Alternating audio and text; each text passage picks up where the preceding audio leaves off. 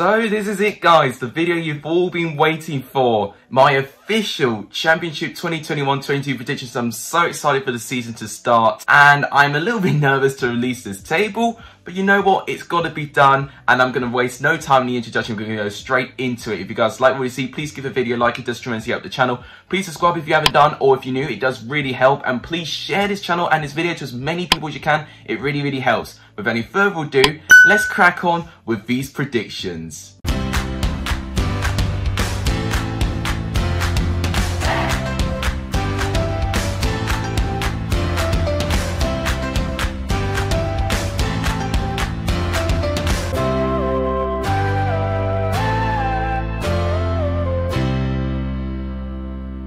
So before I get started, make sure you comment your predictions from 1 to 24 in the comments down below, because your comments are going to be in good use when I review these predictions all the way back in the future of May 2022. In 24th place, and Derby fans are probably sick to death of seeing this, but I have got your club in 24th place. Reason being is that the squad depth is very limited.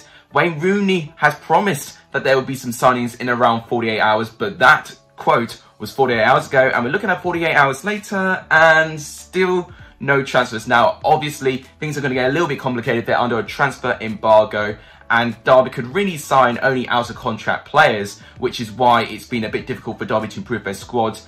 And it's just the depth and the fact that Bielik will be injured at the start of the season. Josh Knight, by Wayne Rooney himself, will be injured at the start of the season as well. They're going to have to rely on Colin Kazim-Richards for goals, where he only scored 8 goals for Derby last season. I'm just not confident in Derby's setup, but if Derby survive, then fair play to you, because you're going to have it really tough this season. Coming in at 23rd place, which might be a bit of a shock, but I have got Hull City to finish in 23rd place. Now, they are the League One champions, I am aware of that, and they deservedly were League One champions as well in the season. They were the most consistent team in League One last season.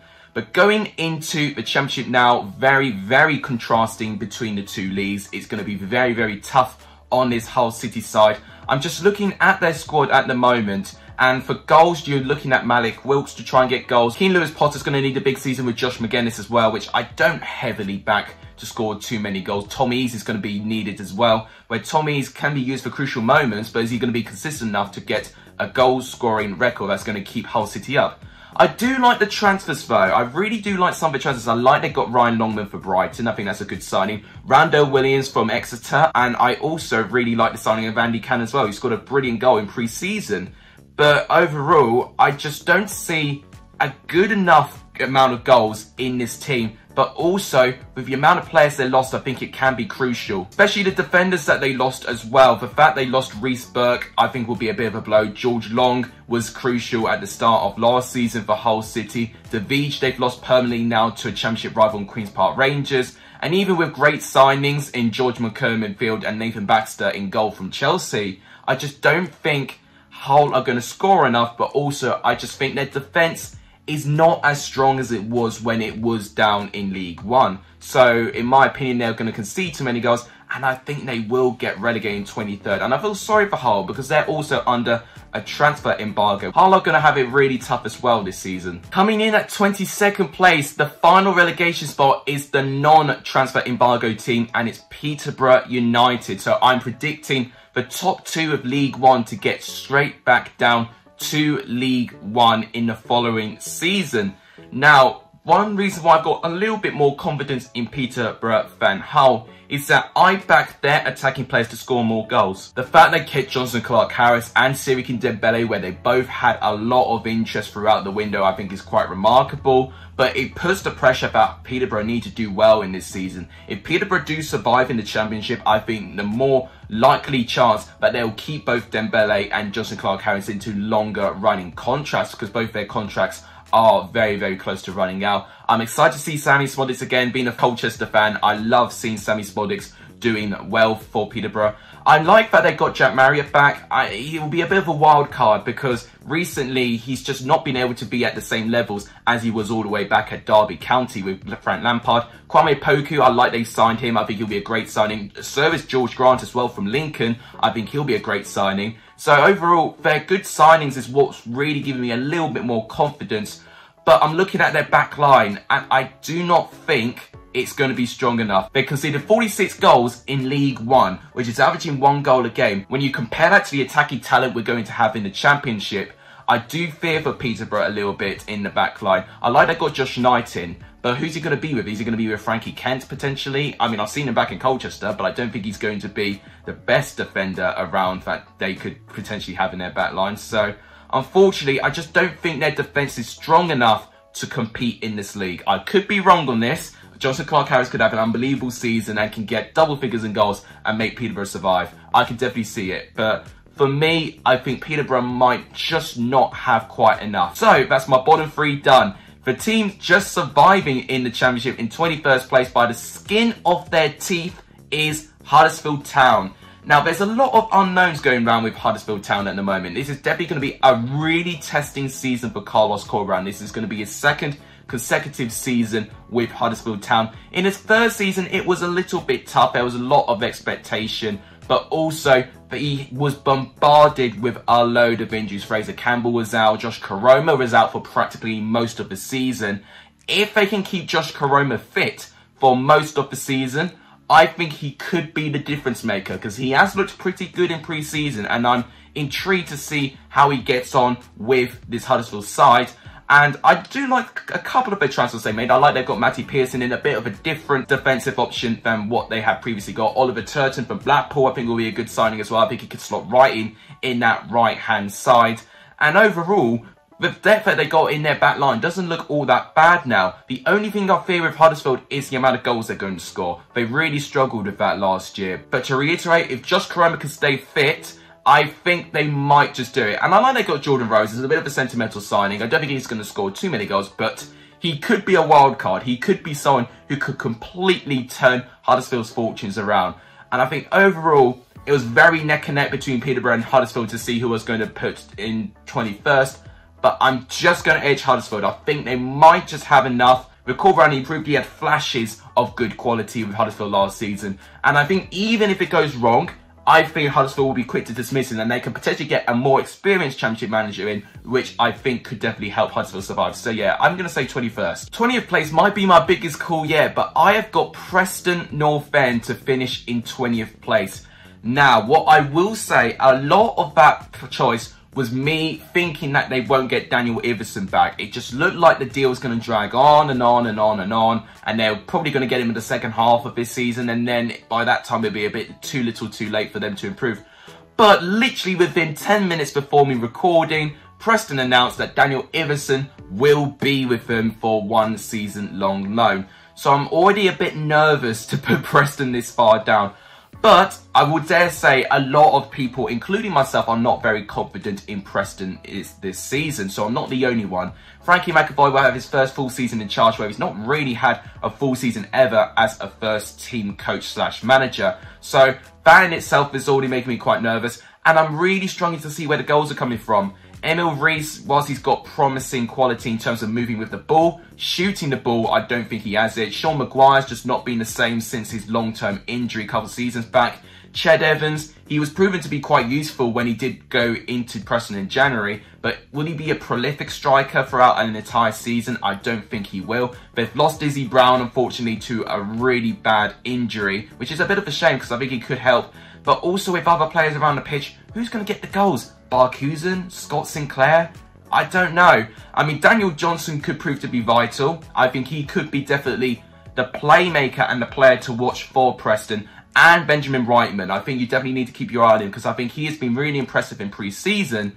But overall, I think with this squad, for how much he's going to lack goals, I think they're going to have to rely on a really shrewd defence. And I think that is what Preston and Frankie McAvoy is going to do. And even with that back five, I don't even think it's the strongest defence in the league. They could have Patrick Bauer back, which I think is going to be vital for them. It was a huge blow seeing Bauer injured for pretty much most of the season. I'm going to say Preston will still finish 20th, but I won't be surprised if they finish quite a fair bit higher now they've got Iversen in. So thank you, Preston. You've ruined my whole table now. Let's hope it doesn't affect the rest of the table. Coming in at 90th place is Preston's Lancaster rivals, Blackburn Rovers. Now, I am anticipating a bit of a drop from this club. Main reason being, they've not signed a player, and I think they really needed to. Their squad depth is not the biggest, I gotta be honest. But even when I look at that entire squad, it's not got the best of quality. They're pinning pretty much a lot of their hopes on Adam Armstrong. And there's still a lot of interest from Premier League clubs. And in the back of my mind, I'm just thinking he's just got to go at some stage. He's got to go, blood. He'll go to a Premier League club. And if that's the case, then I think it's pretty much going to be on Sam Gallagher and Ben Brereton Diaz's shoulders to try and get the goals for Blackburn. Unless Blackburn could get someone in, whether that'll be a Jerry Yates or someone. But right that time, it's near the end of the transfer window. And right now, I just don't feel safe if it's just going to be pinned on hope with Adam Armstrong. And with Blackburn, you just get this overall feel that they've got potential, but then they fade away. And it just seems that Blackburn are just not progressing and being a bit static as a club. And I think that negative persona is just having the feeling with the fans. And I just think with the manager, I just don't see Tony Mowbray being a long-term option for Blackburn to try and push up the table. So for me, I think they will have a bit of a drop-off. I think 19th place may be a little bit harsh on my part. But I do think if Adam Armstrong leaves, you're taking away 28 goals from your team, and that's going to definitely make things much more challenging for this Blackburn side. 18th place, we're staying in northwest of England because we're predicting Blackpool to finish 18th. That is the highest ranked team I've got out of the 3 newly promoted sides. And it had to be the team that won the playoffs. And normally the team that wins the playoffs are one of the favourites to get relegated. So why am I predicting Blackpool to finish this high up the table? Well, I like Neil Critchley as a manager. I really think he's got Blackpool to be a well-drilled, organised side. They conceded the less goals in the 46-game season compared to the 2 other newly promoted teams as well. I like a lot of their options all over the pitch. Chris Maxwell, brilliant goalkeeper, kept a load of clean sheets for Blackpool last season, and I think he will be vital for this season. Their defence as well is filled with a lot of experience as well. I like they've got Callum Connolly. I like they've got James Husband still in their back line. And even having a bit of experience as well in Richard Keogh, I think could be quite useful. Maybe not for playing style, but for dressing room purposes, I think Richard Keogh would be absolutely vital. Even with midfield, I can see a load of good strengths in that. I like they've got Reece James from Doncaster who can transition from a fullback to a midfielder. So I'm really interested to see how he gets on. He was definitely one of the better League One players that I saw this season. Now, if there's any reason why my prediction is going to be wrong, is if Jerry Yates leaves and Blackpool are going to struggle with goals. And I think that will be their weakness. They had scored the less goals out of the 3 newly promoted teams from League One as well. So that is the one area I'm a little bit nervous on. They have recently got Tyrese John Jules from Arsenal, but I don't know if he's going to completely have a breakout season and score 10 plus goals this season. So scoring goals is the only thing I'm a bit worried about with Blackpool, but for the rest of it, I like the manager, I like the positive trajectory, I like their defence, I like their goalkeeper, and overall I think there's a load of pros outweighing the cons, and for me I think they've got a squad capable enough to survive in the Championship, but I might be wrong. 17th place, I've gone for Coventry City, which is a 1 place drop in what they finished last season. I think this year will be a little bit tough for this Coventry side. It was going to be impossible for them to try and keep all their loan deals permanent. And their biggest blow, I think, for me, was losing Leo Ostergaard. He, of course, has left Coventry to join Brighton once again. But even with that, they have kept some of their loans in. They got Victor Gyorkes back, which I think is brilliant. Ben Sheaf, I think even better that they got him back because I think he was a very crucial part in that midfield role. They still got Gustavo Hamer where he could have had a load of interest. One wildcard player to look out for is making the recent transfer of Martin Waghorn. He's going to be filling in the shoes of Maxime Biamou, and he could be working alongside Gyorkes, potentially Max Godden as well. So Martin Waghorn, I mean, at Derby, you know, he didn't really turn up. You know, the only time he really turned up for me was the final game of the season for Derby County to keep them in the Championship. If he's consistent and he can definitely get a good amount of goals, you know, back in, you know, like 2 years ago from Derby, then he could be a pretty good signing for Coventry. Overall, I think the squad is alright. It's not one of the strongest squads in the league, but I do like the depth in their squad. And I think overall, I think they've got enough within them to survive pretty comfortably in 17th. 16th place, I've gone for Bristol City, which is a slight improvement on their 20th place finish from last season. Now, there's a lot of question marks I find with this Bristol City side, whether Nigel Pearson is going to be the right manager for the job, but also with the squad. That squad started so well last year and it just completely dropped down a cliff. And that really negative momentum they had right at the end of the season, where I think they only won once in 12 or 13 games, I think they definitely need to try and address that. What was really poor was their home form. Maybe with fans back at the stadium, that home form can improve for Bristol City. But overall, I'm still holding my reserves and doubts for this squad. We're looking at Nahki Wells trying to score goals for this side, where we only scored 10 goals last season. Chris Martin, the other forward that they've got, where we only scored 2 goals. So I think goals, once again, is going to be a big problem for Bristol City. They lost quite a fair few of their players that were out of contract, including Famara Jeju recently. I do like some of the players they've got developing the midfield. I think Hanno and Singer's going to have an even bigger season than he's ever had before. They could have Andres Weimann back, where he was practically injured for the whole of last season. I think for the fact that Bristol City didn't have him, I think it really affected their season. He could definitely improve things. Getting Matty James in from Coventry, I think, is brilliant for Bristol City. I think he could definitely add something new out wide as well, but he can definitely have a good strike with him as well. And even as a back line, you know, they've got Daniel Bentley in goal, and maybe as a centre-back pairing, they've got Thomas Callis, who's brilliant at Euro 2020, with Rob Atkinson, which I think is a good signing from Oxford. I think that really good compact defence, alongside with a couple of good midfield options that they've got, I think Bristol City should improve. I just don't think it will be a massive improvement for me. In 15th place, I've gone for Reading. Now, they are the final team out of all the teams that have been given a transfer embargo. Now, Reading have got theirs from profit and sustainability rules, meaning that they can sign players out of contracts and they can get loan deals as long as it doesn't have a loan fee. Now, alongside with Derby, a very, very weak squad in depth. Now, they only have, for what I know, 16 to 17 senior players, which is actually only 4 more than what Derby have. So their squad depth is what's really been the biggest factor of me that Reading are going to struggle this year. They've already lost some players that have been really important in their starting 11. Omar Richards they've lost. Michael Elise to Crystal Palace, of course. They could lose more. Yaku Mate is going to be injured at the start of the season, where he has been very crucial for Reading a lot of the time. And overall, the transfers, I know they've been given embargo, and a bit similar with Hull, so I can't be too hard on them. But at the same time, I would have thought that I would have seen a little bit more intent of just getting players out of contract, just getting the squad depth up, I think is really important for Reading. And they're going to have to rely on Lucas João, where he had a good start, but then, you know, he tailed at the end of the season. You know, is that really poor momentum going to carry on to this season? So where the goals are going to come from? Are they going to have to go from Ovie Ejaria trying to do 1,000 step overs and skill moves past everyone? Is John Swift going to need a really important role to get some set pieces in? I think he's got a really important season, actually, John Swift. So overall, I just think the lack of depth, but also potentially the goals that they're going to struggle to get as well, is the biggest reason why I've got Reading to finish this low in 15th. And I think Panovich has got a really tough season on his hands. But Reading to finish in 15th, I could be wrong on this, but I do think they will have a drop-off, unfortunately, for Reading fans. Now, 14th place, I've gone for Birmingham. Now, have I predicted Birmingham a bit too high? I don't know. I might have predicted Birmingham to finish a little bit too high there.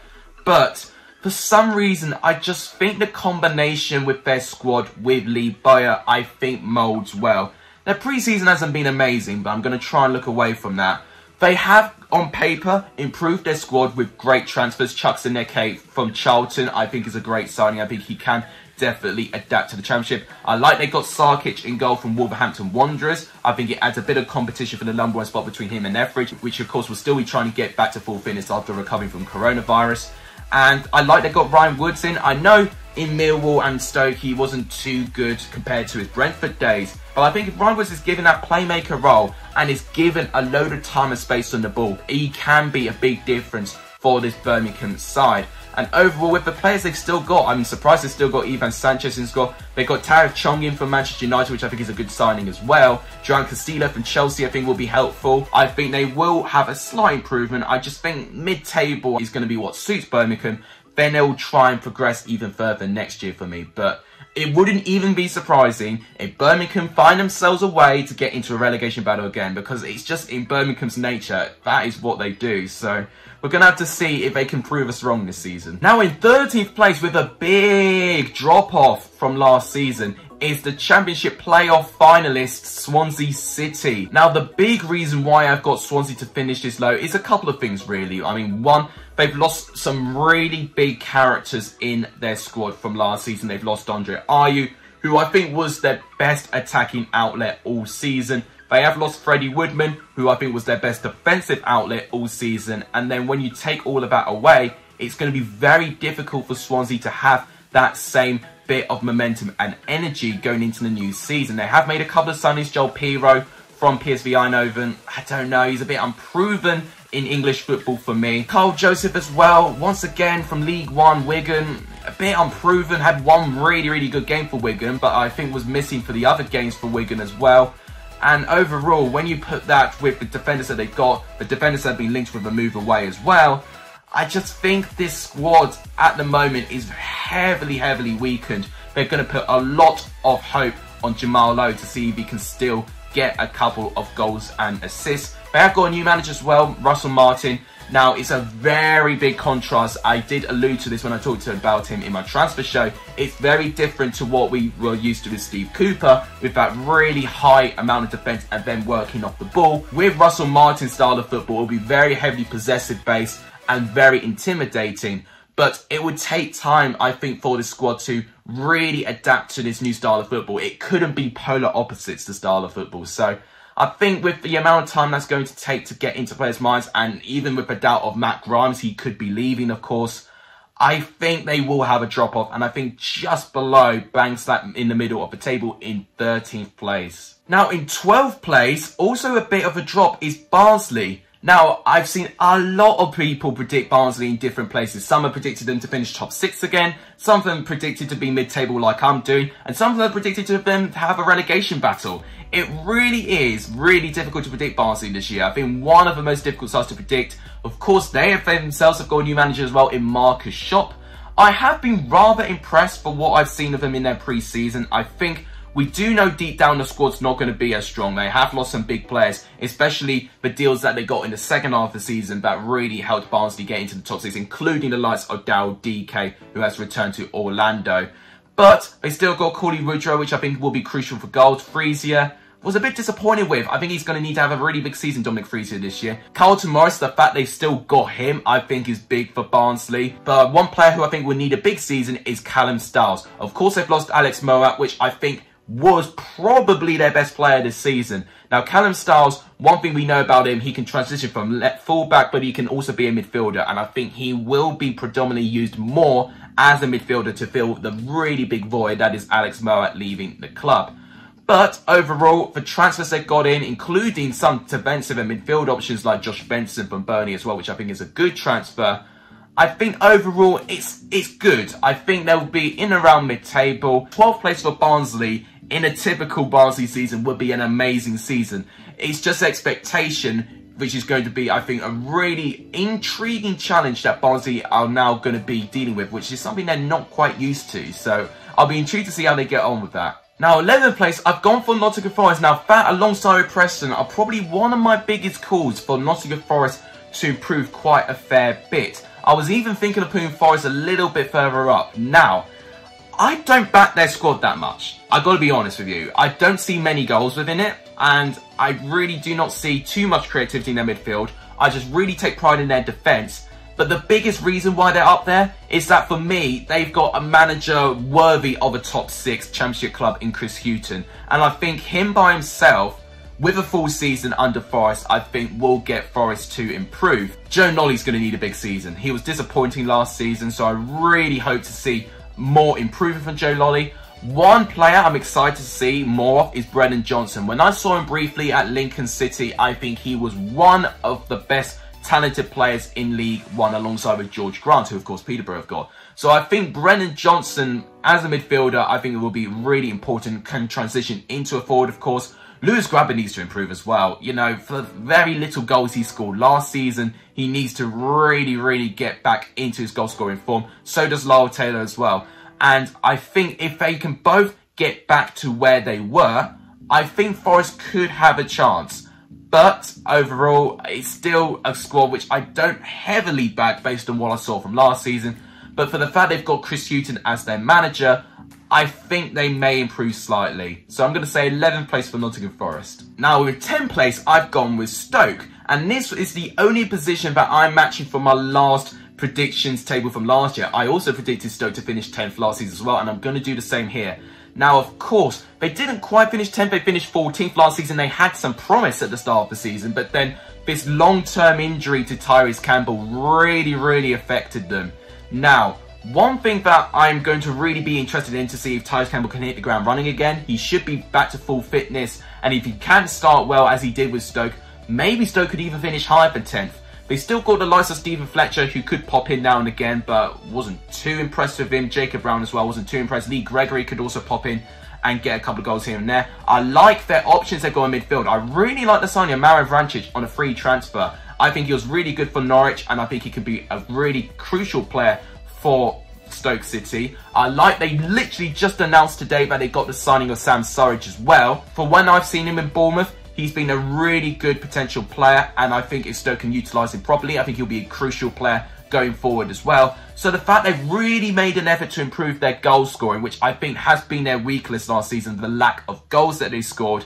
Their defence we always know is good. Ben Wilmot's a brilliant signing to replace Nathan Collins, who's made a move up into the Premier League. I'm almost thinking maybe I should have predicted Stoke to predict a little bit higher. But we've been renowned for Stoke to be disappointing us over the years. We tend to overhype Stoke a bit, and they tend to let us down. So I'm always having that in the back of my mind as well, which is why I've come to the conclusion they'll get top 10, which will actually be their highest ranking since getting relegated from the Premier League. And I think for a side like Stoke, they definitely need to have a good season in the Championship. So for me, I think 10th place will be the minimum that they get. It has to be. Stoke at some stage need to really try and make an effort to get back into the Premier League. Now, 9th place is my dark horse for this season, Luton Town. You can never rule out Luton Town. They had a terrific season last season, getting their highest points total ever in the Championship. And they've made an 10 in the transfer window as well, getting Admon Musquay in from Wickham. He didn't score too many goals at Wickham, but he did show great promise, and he's got everything and more to be a fantastic signing for Luton Town. They have made a couple more signings. Carlos Mendes Gomez is a very exciting transfer. Second top goal scorer in League 2 last season. Henry Lansbury, Cameron Jerome for experience, I think will be great signings for Luton Town as well. They got Amari Bell in for defence. And even Reece Burke getting in from Hull City as well, I think is probably one of the signings of the window. Could potentially be fantastic for them, but also hurting a rival as well in Hull City. So I think overall, with the transfers they've made in every position of the pitch, how good they've looked in pre-season as well, the attacking options that they've got now. I know they've lost James Collins, and he's been through thick and thin with them. But I think with the options with Musquay, Jerome, Elijah Adebayo, who I think was brilliant in the second half of the season. They can even use Harry Cornick as a striker as well. They can use Carlos Mendes Gomez as a striker. They've got options, Luton, and I think that is what's going to really help them. Nathan Jones seems to be building something, and I think they'll just continuously improve. Unless they have an injury crisis, I think Luton's 9th place could be in jeopardy, but I do think they've got the capability to finishing that high in the Championship. I'm serious. I think Luton Town for me will be my dark horse for this year, so keep your eyes on them. 8th place is Millwall. Now, I associate Millwall a little bit with Stoke. A side with great promise, but can ultimately let a couple people down. Now, I'm being really careful here because a couple of people have predicted Millwall to be in the top 6. Now, with the football I have seen them play against Ipswich, it was quite impressive to see what they can do. But they've got to do that for 46 games alongside with cup competitions. It's going to be consistency that's going to be the biggest testing point for this Millwall side. Now, I really like the signing of Benik Afobe. I think he'll be a wild card. And Afobe, overall in the Championship, you know, we've seen he can do it at Wolves. He didn't quite deliver at Stoke. At Bristol City, he was very unlucky with a long-term injury, and he was sent out on loan as well. Now he's back at Millwall, and I think this season for Afobe needs to be the season where he makes a comeback. And he definitely needs to, because honestly, with the goals elsewhere, I can only see someone like Jed Wallace transitioning from the right-sided midfielder to be a striker, or maybe even John Daddy Bodvarsson off the bench, or maybe even Matt Smith winning a header. Mill really need goals. It's going to be their biggest asset to see if they can improve a couple of places from their finish last season. I like that he got Scott Malone's contract permanent now. I think he was a brilliant defender for Millwall in that season, so the fact they've got him permanently, I think it's good. Daniel Ballard from Blackpool, I think will be a great signing. And George Long as a goalkeeper to rival Bartosz Białkowski as well. Healthy competition in the goalkeeper position as well. So overall, I really like the squad. I think Gary Rowett as a manager is good enough to get this squad competing in the upper ends of the Championship. You know, we've seen him do it with Birmingham, we've seen him do it with Derby. There's no reason he can't do it with Millwall either. So I think Millwall will finish 8th place, but be just short of being in the promised land in the top 6, where I think some people could say that they might be capable of. So 7th place for me, I can't tell you this, 7th and 6th place were really separated by the tiniest of margins. Really close in terms of pros and cons. Literally was only down to experience, which is why I've edged one team over the other. 7th place for me is Middlesbrough. Now, I really wanted Middlesbrough to be in the top 6. I really think Neil Warnock is building something with this Middlesbrough side, and you can never rule him out. The amount of promotions he's managed to achieve in the Championship, with Sheffield United being one, with Queens Park Rangers being one, with Cardiff City being one, he definitely can have the capability of getting Middlesbrough into that top 6 and maybe even getting promoted as well. The reason being is that with the team in 6th place, I just think more players in that squad have experience being in around the top 6 and know the sort of capability, but also the consistency and performance value that they are going to need for a full 46-game season to get into that top 6. I like Middlesbrough's transfers. I like they've got Ikpeazu to rival maybe Akpom if he stays on. Watmore, I think, will be a really exciting player I want to see again. I'm definitely really intrigued to see how Duncan Watmore gets on this year. He was definitely a breakout player last season, so I really want to see more of Duncan Watmore. I like they got Sammy Amiobi in the right midfield. Maybe wasn't too good for Forest last season, but I think he can definitely suit the way Neil Warnock plays. Matt Crooks, I think, is a dream signing for Neil Warnock. He'll do exactly what Neil Warnock does, putting in a great cross and him winning a header. It was just really close, and honestly, I'm really tempted to switch 7th and 6th place right now, but I'll just stick with this. I'm going to stick with Middlesbrough being just one place out the top 6, but I'm going to really kick myself if Middlesbrough do get into the top 6. Now, 6th place for me, really by the narrowest of margins, is Cardiff. I think Cardiff overall just have the more stronger squad from transitioning from defence to attack. They have got more options in their position as well. And with Mick McCarthy as well, who has experienced promotion from the Championship. We've seen him with Wolves, and we've nearly seen him do it with Ipswich as well, getting him into the top 6. He has experienced the very top level of the Championship. I like the signing of James Collins. He'll definitely rival Kiefer Moore to try and be the #1 striker. But they still even got the likes of Bakuna could be up there, Josh Murphy could be up there, and even Will Vaulks could even play up there as well. So they have got some options where they can get some good amount of goals. I like the signing of Ryan Giles. I think he'll be a brilliant signing for Cardiff City. I like also the defensive players that they got. Perry Ng will have a full season with Sean Morrison as well, who for me, one of the best centre-backs in the Championship, where I think he'll be alongside either Curtis Nelson or Aidan Flint, which I think is a really good partnership. I like the signings as well that they got Ryan Wintle in from Crewe Alexandria. I think he'll be a great signing for this Cardiff side as well. Overall, I just think all around the pitch, I think they're looking very strong. And I think consistency-wise, and we've seen these players get into the top 6 or at least really challenge it before. With this Middlesbrough side, with some of the transfers they have made, they've just really not had too many of their players really push up there in terms of the top 6, which is why with that extra bit of experience from the squad, more or less from the manager, is why I'm putting Cardiff just that little bit more than Middlesbrough. 5th place for me is Queens Park Rangers. Queens Park Rangers definitely with the most positive momentum from in the end of last season. 15 wins in their last 24. pre-season has been incredible to say the least, beating Manchester United by 4-2 and holding Leicester to a 3-3 draw as well. Honestly, those two performances have been really inspiring from this Queens Park Rangers side, and I'm really intrigued to see what they can offer in this squad. I think they've got so many options. I like they got Jordan Archer in to potentially rival Seny Dieng in that goalkeeping position. That already is a fantastic start. With their defence, I think Rob Dickie had a great season when he left Oxford to join Queens Park Rangers. Him and Johan Barbe, I think, will be a great partnership, but you can also have De Vrij rival that centre-back position as well. I like their fullbacks as well, even getting Moses Odubajo in, where I wasn't really too convinced with him in Sheffield Wednesday, but he seems to be playing his best football with Mark Warburton right now, and I think reuniting Odubajo with Warburton for how good they work together in Brentford, I think is definitely going to help Odubajo's career. The midfield, brilliant for the fact they've still got Elias Chair in the squad, where he could have left Queens Park Rangers, but he didn't. They've now got Stefan Johansson back as well, which I think is absolutely brilliant as well. And even going forward, they've still got Charlie Austin as well, which I think is fantastic news for them. Lyndon Dykes as well, they've got as an option as well. Wasn't too impressed with Lyndon Dykes, I've got to be honest, so I think he needs to have a really big season. But I like the amount of options, and overall, with the quality and depth, that is why I've got Queens Park Rangers to finish this high up in 5th. They could even finish a bit higher for 5th.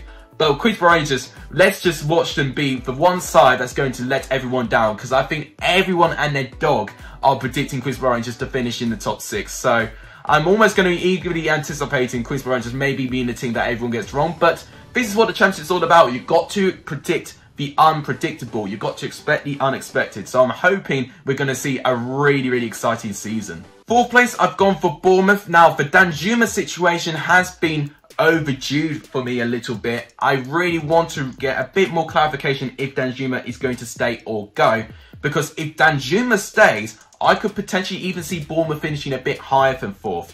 But I tell you what, the top 4 this year, for what I'm predicting, their manager combined with the squads they've got are just ridiculous. And for me, Bournemouth are being the best of the rest in terms of the Championship teams, including the newly promoted teams from League One from last season. So I think Bournemouth have definitely got still a good squad. They've still got Solanke. Surridge, they've just let go to Stoke City, but I don't think that'll be a terrific loss for them.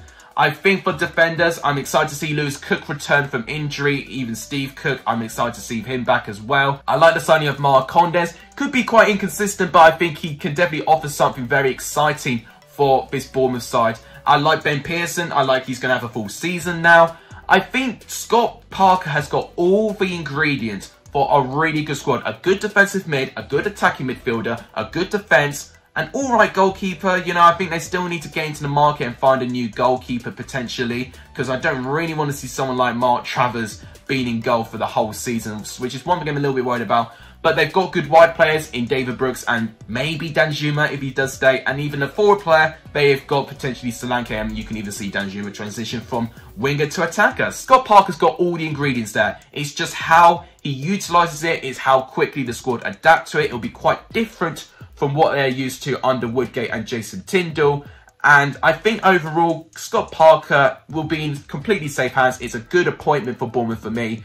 And I think whilst it may take a bit of time, I think Bournemouth will be a force to be reckoned with and finishing 4th. So to the top 3 right now, as you know, it is the 3 recently relegated teams in the Premier League in my top 3. I mean, that's pretty much what most of the people are predicting anyway. But 3rd place for me, maybe a bit of a shock. West Brom. Now, big reason being, I mean, there's been a couple of reasons to be honest with you. I mean, the biggest reason why I think they will be in 3rd, I think out of the newly relegated teams from the Premier League, I think based on what I see, they're probably going to score the least amount of goals. Now, that will be especially if Matheus Pereira leaves. He recently put out a statement questioning his commitment. There's definitely a load of tension going around if Pereira is going to leave West Brom or not. But if he does, then I think West Brom could definitely be, you know, a little bit in panic stages right now, because he was such an important player for West Brom in the past 2 seasons. And when I look at the strikers, I mean, they've got Zohore as one option. They've got Karlan Grant as another. Both of them I don't heavily back. I know Grant has scored plenty of goals in the Championship before. But with a side like West Brom with huge expectation and teams who are going to be really parking the bus against them, I think Karlan Grant's going to really struggle with that. I think Grant thrives better against teams and defences that are a bit more stretched out.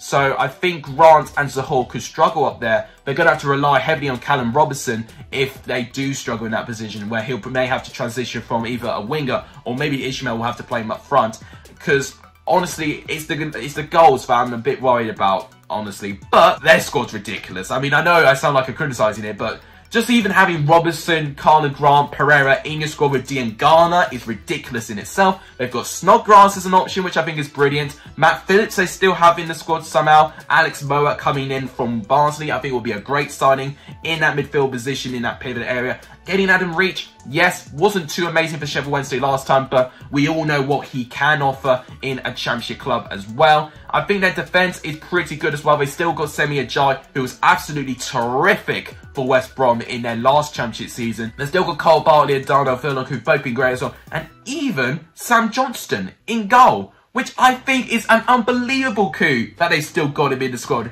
For the amount of links he's been linked with, to get Sam Johnston in, I think will definitely help this West Brom side. And getting Matthew Clark in that defence as well, I think will be brilliant. So, I think West Brom, they've got a great squad. Ishmael, we've known what he's done. He worked miracles with his Barnsley side. I just think the combination and just with the bit of doubt that they still have with their squad in terms of transfer links is the only reason that's really making me, not that confident that they're going to be in the top 2. But I could easily be wrong. And one thing you need to know, in my last 2 prediction videos, the team I predicted in 3rd place has gone on to win the championship. So I'm going to congratulate West Brom in advance. Congratulations on your championship win, because if this happens for the 3rd year running, then I don't know what I'm going to do. We made it to the top 2. 2nd place for me is Sheffield United. Now, I'm just looking at their forward options, and they've got a ridiculous plethora of options. Brewster, who was brilliant for Swansea in one half of when he joined Swansea on loan 2 seasons ago. Lys Mousset, I think he'll be brilliant for the championship. David McGoldrick, we all know what he can offer in the championship. Oliver McBurney, we know what he can offer in the championship. Even Oliver Burke they've still got as well. That is 5 really competent strikers for me in the championship for Sheffield United. They've even got Billy Sharp. I almost nearly forgot about 6 technically. I know Billy Sharp may be getting on a bit, but just for experience, Billy Sharp, one of the top goal scorers in the EFL ever. They've really got a good amount of healthy attacking options. They still got John Fleck. They still got George Baldock in that midfield position. They've even still got Stan de Berg, who I think could be an unbelievable player in the championship as well. Oliver Norwood and Jayden Bogle, both brilliant in that level in the championship for me. Luke Freeman as well. I forgot they're going to have him back as well. John Egan and Chris Basham still in defence as well. They're going to have Reece Norrington-Davies as well, who I've been impressed in the championship season as well. They still got Ramsdale. Now, if they do lose Ramsdale, maybe a bit of a weakness if they can't get a goalkeeper in. But under Jokanovic, he has done well with teams in the past in the championship. He got Watford promoted in 2nd place, funnily enough. But he's also got Fulham to finish in 3rd and getting promoted via the playoffs. So for me, I don't think Jokanovic, with his experience, will be a manager that makes his team win the championship, but I do think he'll be good enough to get Sheffield United into 2nd. I just think with those options, it's absolutely ridiculous the amount of talent in that team. So I think Sheffield United will stay in 2nd and get an immediate return into the Premier League, and that means 1st place is Fulham. Now Fulham, I think we can all agree they probably have the strongest squad in the championship. Okay, so we've got Alexander Mitrovic, top goal scorer 2 seasons ago in the championship. I think Marco Silva could definitely get the best out of him. Cavallero, unbelievable player in the championship as what we've seen. Kamara has been brilliant in the championship as well. They've got Harry Wilson in, which, yeah, I know, you could say that his spell at Cardiff wasn't great. But 12 assists, I think, will be very useful for Fulham. And I think the way that Marco Silva likes to play with his wingers, I think it will be a match made in heaven to have Wilson play under Marco Silva. They still got Anguissa in the squad, which I think is brilliant. They've got Neeskens Cabano, who I also heavily back as a championship player. Bobby Reed, great player with Tom Kearney, with all the experience there. They've even got Anthony Knockhart to go off the bench as well, which is absolutely ridiculous. Even with other players as well, we've got Harrison Reed, you've got Antonio Robinson in defence, they've got Michael Hector still. They've still got Terence Kongolo, who can be good, Tim Ream, Dennis Adoy, Cyrus Christie. I think their squad, honestly, is so good in all areas. Midfield is covered. Forwards, covered. You're going to guarantee getting goals from Mitrovic in the championship. Defence, they've got it covered as well. And even the goalkeepers, they've got 2 brilliant goalkeepers in Rodak and Paulo Gazzaniga, which will probably be one of the best goalkeeper combinations you can get in the championship. So I think overall, I think Fulham have got everything in their power to get promoted. I know a lot of people judge Marco Silva a little bit, but I think with his heavily attacking style of football, how he uses his wingers to attack, I think Fulham would definitely really thrive with that. I think that combination is really going to help them. And I just really want to predict the correct winners of the championship. And for me, when I look at this squad, I just see first place all over it. So I'm really hoping this year is going to be the year where I correctly predict the winners of the championship. So this year, I'm predicting it to be Fulham. So that is my table predictions from 1 to 24. My aim this year just to get more than one correct position, because that's been the only score I've been getting in the past 2 seasons. Let me know what you think of my predictions in the comments down below. But talking about these predictions just gets me so excited for the championship, and I hope you guys are just as excited now. Make sure everyone you comment your predictions in the comments down below as well. I'll also do some final predictions now. If I'm going to predict top goal scorer, Mitrovic, I'm going to say young player of the year is interesting. You know what? I'm going to say Callum Styles. I'm going to say Callum Styles as young player of the year. I think he could have a brilliant season. If I'm going to say Golden Glove, who will get Golden Glove? I'm going to say Sam Johnston for Golden Glove. And if I'm going to predict the first manager to get sacked, Carlos Corberán of Huddersfield. That is my predictions. But that is going to wrap it up for today's video. If you guys enjoyed it, please give the video a like. It does tremendously help the channel. Please subscribe if you haven't done, or if you're new around here, it does really help. And please share this channel and this video to as many people as you can. It really, really helps. Please subscribe for regular championship content. Tomorrow, you're going to see my fantasy championship team and how you can join that. And the day after that is going to be my official first score predictions for the new 21-22 season. The championship is getting so close now, and I'm really, really excited to cover my 3rd season of championship football on Lex Alexas. But that will wrap it up for today's video. Thank you guys so much for watching. You guys are legendary with Sonny of this video. And as always, I'll see you guys very, very soon.